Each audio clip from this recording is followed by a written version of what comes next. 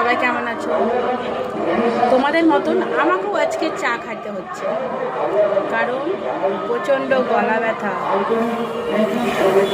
তারপরে ঠান্ডা লেগেছে।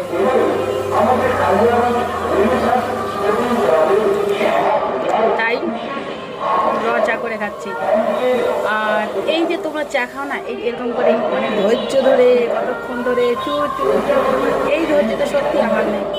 গাছের গলা ব্যথার জন্য আমাকে চা খাইতে হচ্ছে।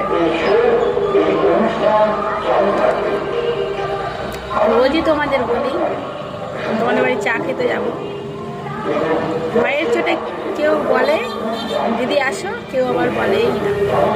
আমি আজকে নিজেই খাচ্ছি, আমার কাকিমা বানিয়ে দিয়েছে।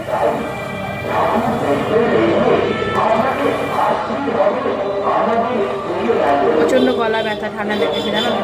তাই সবাই ভালো আছে তো? আমি একা একা চা খাচ্ছি, আমি তোমাদের দিচ্ছি না।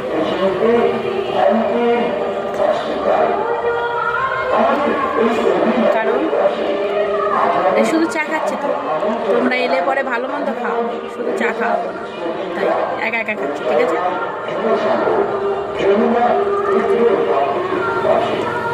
ভালো লাগছে কারণ এই গরম চাটা গলা দিয়ে নামছে না, সত্যি খুব ভালো লাগছে। আচ্ছা আমি চা খাই, তোমরা ভালো থাকবে, সকলে ভালো থাকবে।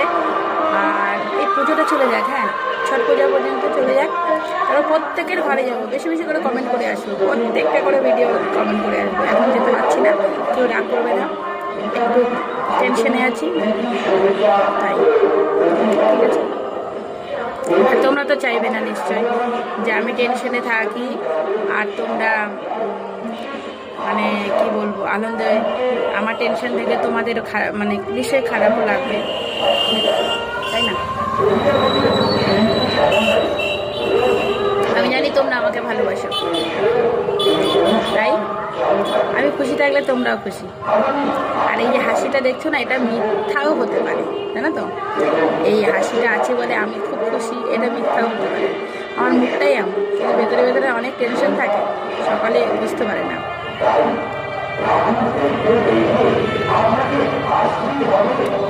হয়তো বকর বকর করেই যাচ্ছি, কিন্তু আবার তোমাদের সাথে কথা না বললে চাটা আমি কি করে খাবো?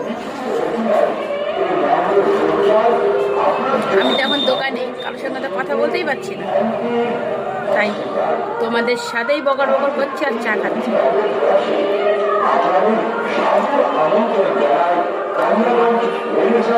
সত্যি অনেক দিনকার পর চা খাচ্ছি, তারপর ঠেলা